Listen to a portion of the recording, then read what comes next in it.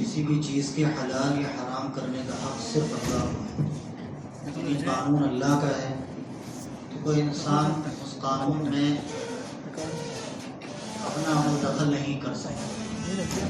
تو اللہ نے اگر کوئی چیز جائز بنائی ہے تو وہ حرام نہیں ہو سکتی، اور اگر حرام بنائی ہے تو وہ جائز نہیں ہو سکتی۔ ہاں کچھ چیزیں شرطوں کے ساتھ ہوتی ہیں، تو وہاں جہاں شرط نہیں پائی جائے گی وہاں یہ چیز نہیں ہوگی۔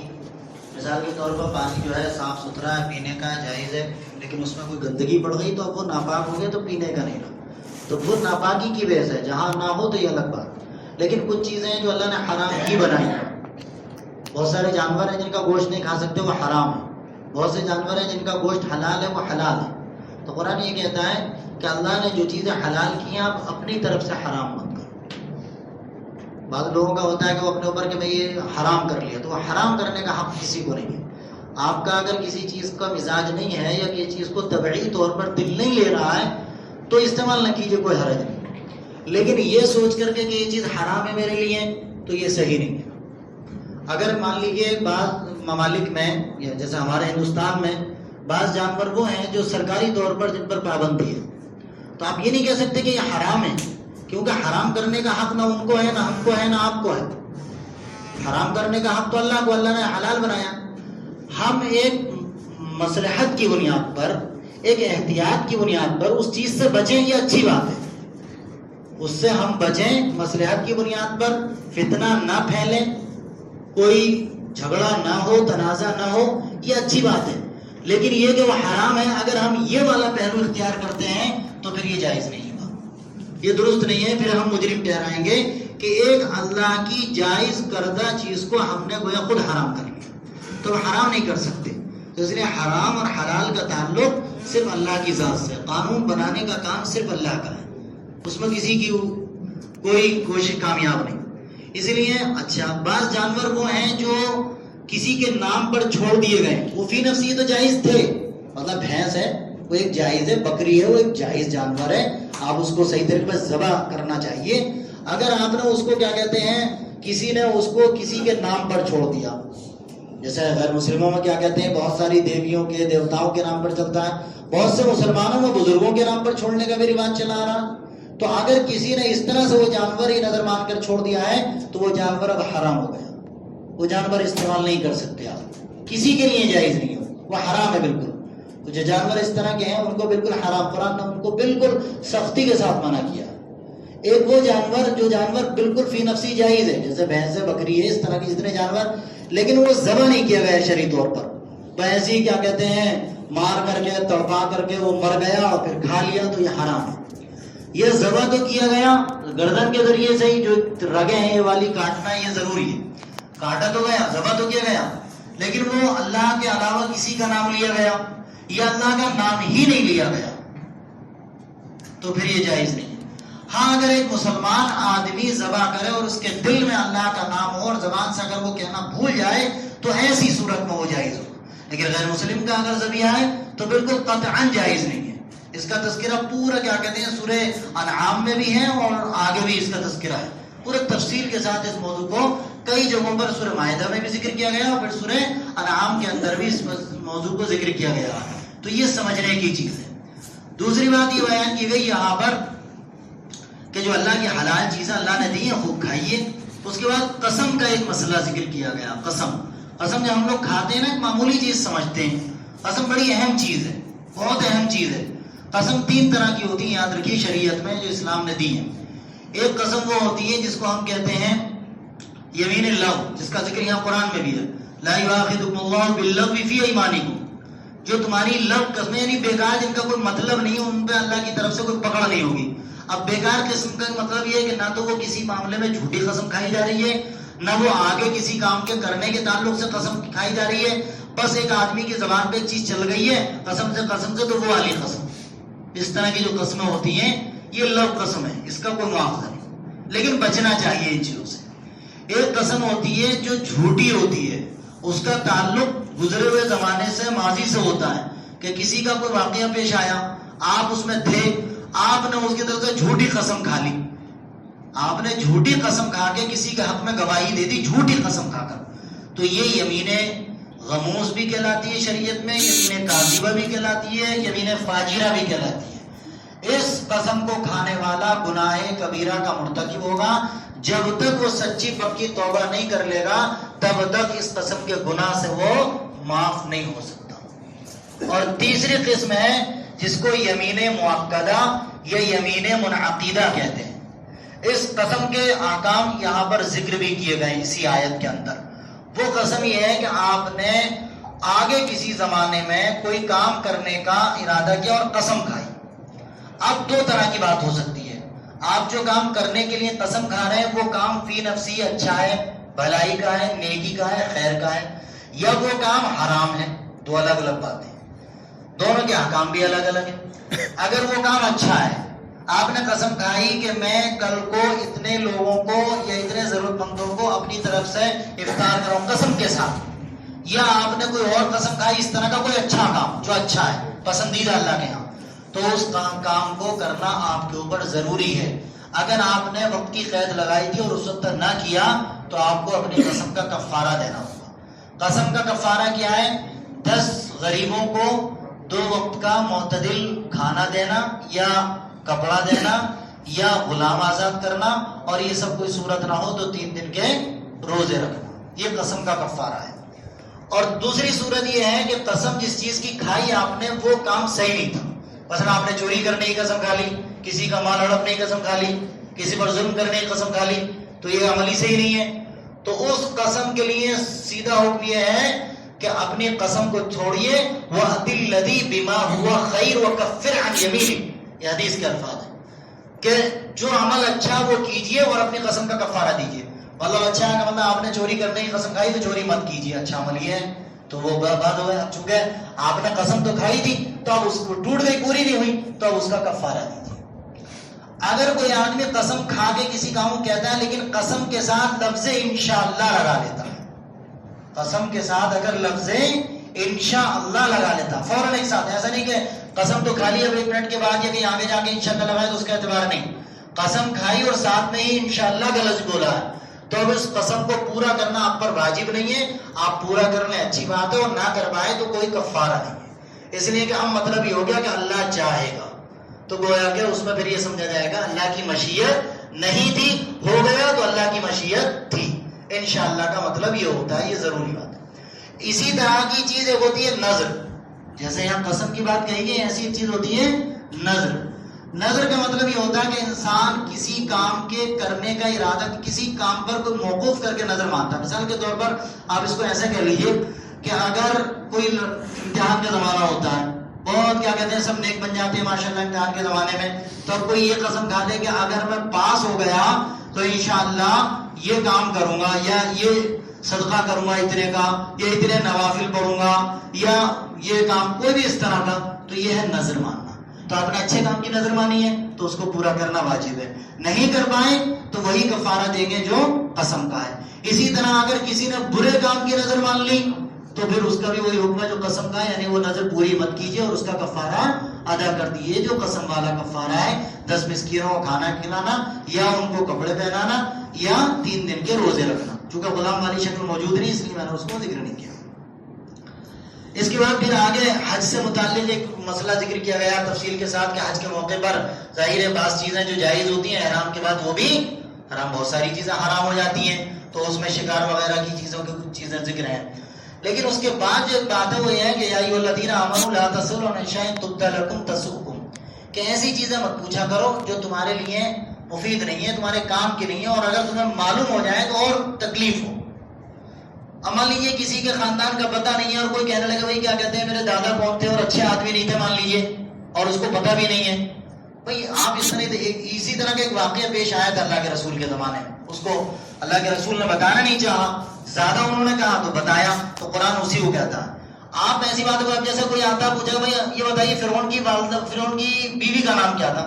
ارے بھائی آپ سے سوال فرعون کی بیوی کے نام کا نہیں ہوگا، آپ ایسے سوال کیوں کر رہے ہیں؟ کیا کام دے گا آپ کو؟ آپ ایسی بات پوچھیے جو آپ کے کام کی ہو۔ آپ یہ پوچھیں کہ بھائی نماز میں تشہد کس جگہ پڑھنا ہے اور کیسے پڑھنا ہے، نماز میں دعائے قنوت پڑھنا ہے تو کیسے پڑھنا اور کس جگہ پڑھنا ہے، تو یعنی ایسے سوال ہونے چاہیے جو سوال کام کے ہوں، مفید ہوں، اور اس سے کچھ علم آئے، جانکاری بڑھے اور وہ کام دیں. ایسے سوال کرنے چاہیے، ایسے سوال سے گریز کرنا چاہیے جو سوال برائے سوال ہو، یا اگر وہ معلوم ہو جائے تو خود اپنے کو بھی تکلیف ہو اس سے. ایسی چیزوں سے بچنا چاہیے. یہ یہاں پر اس کا ذکر کیا گیا. پھر اس کے بعد آگے اس پورے لمبے واقعے کے بعد رزق کا ذکر ہے اور بہت ساری چیزیں ہیں. پھر توحید کا مسئلہ بیچ بیچ میں کئی جگہوں پر چھیڑا قرآن نے اس سورت کے اندر، توحید کا ذکر.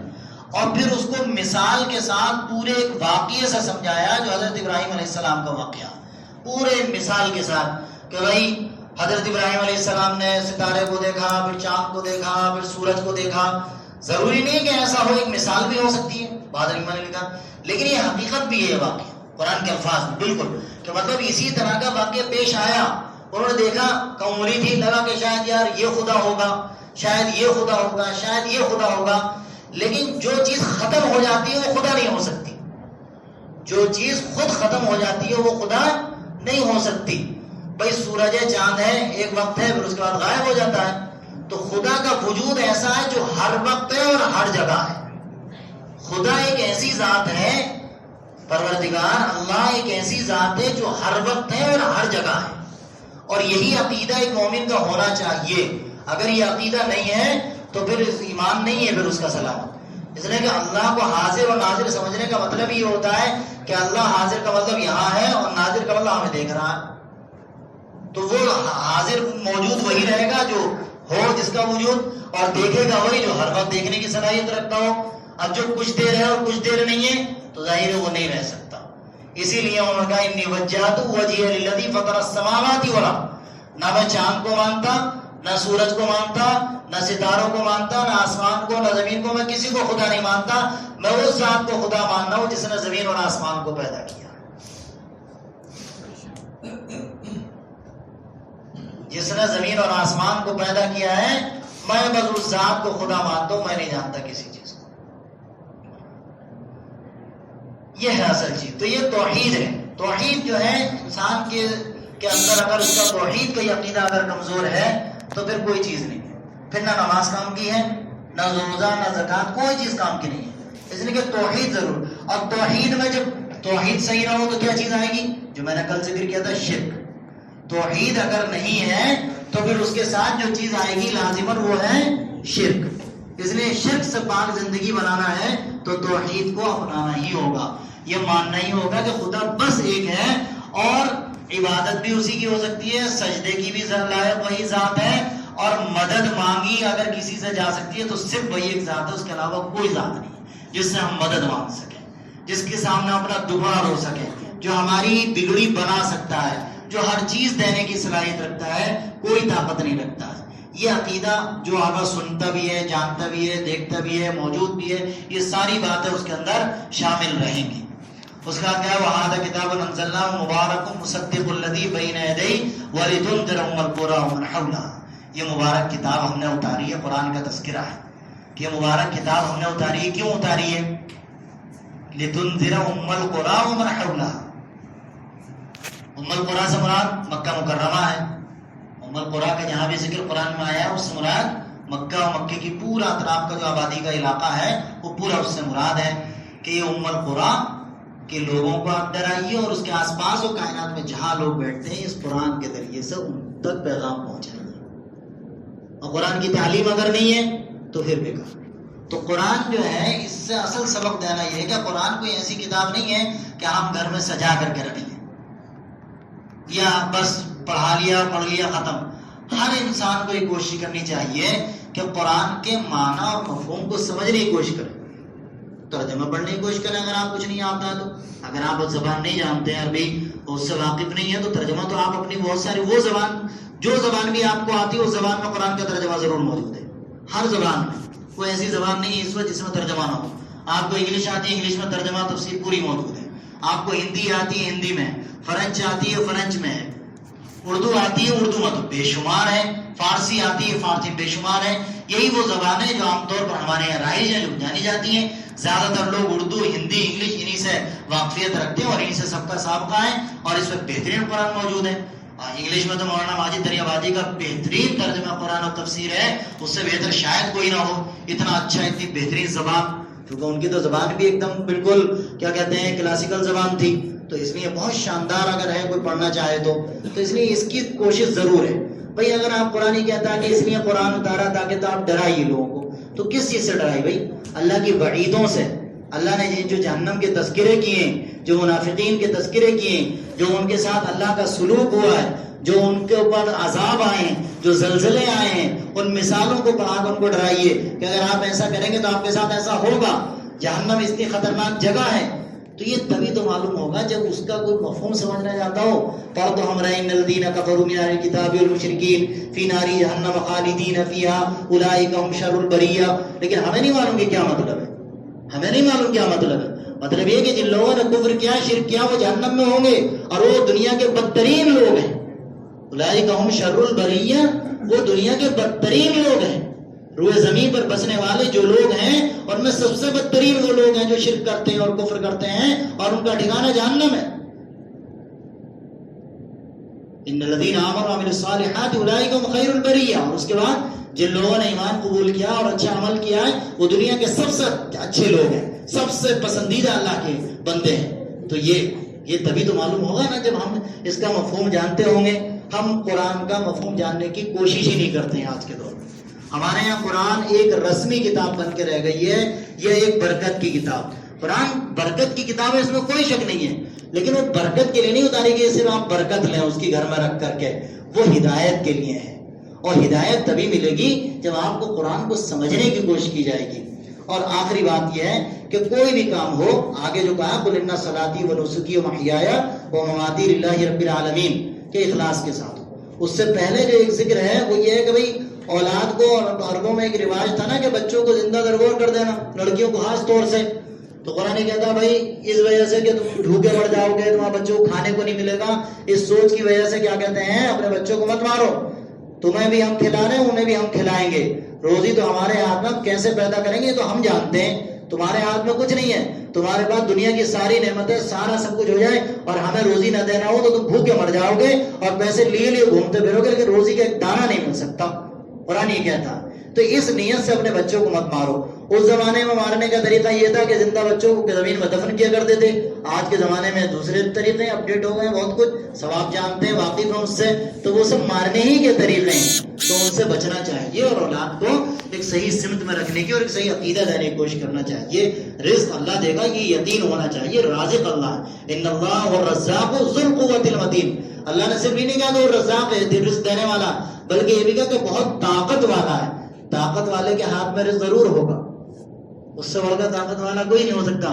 ہر دور میں دیکھیں گے جس کی جیسی طاقت ہوگی اس کے پاس ویسی اسباب ہوتے ہیں. تو اللہ سے بڑھ کر طاقت کس کے پاس ہوگی؟ تو رزاق بھی اللہ سے بڑھ کر کون ہو سکتا ہے؟ دنیا میں کوئی ذات نہیں ہو سکتی. تو اس لیے اس نیت کے ساتھ اور جو کچھ ہو اخلاص کے ساتھ ہو. قل ان صلاتی و نسکی و محیای. انسان ایک کھجور سے بھی اگر کسی کا روزہ افطار کرا رہا ہے، ایک گھونٹ پانی سے بھی کرا رہا ہے، اگر وہ اخلاص کے ساتھ کرا رہا ہے تو اس کا وہ عمل، اس کا یہ عمل اللہ کو اتنا مقبول ہوگا کہ ہزاروں اس کے کام جو ریا کے لیے ہوں وہ سب منہ مار دی جائیں گے اس کے مقابلے میں. ایک چھوٹا سا اللہ تعالیٰ ہم سب کو صحت عطا فرمائے. اللهم صل وسلم على حبيبك دائما وبارك وسلم تسليما كثيرا واشهد ان لا اله الا الله واشهد ان محمدا عبده ورسوله. اللهم اجعلني من التوابين واجعلني من المتطهرين. استغفر الله العظيم رب اغفر وارحم وانت خير الراحمين. ربنا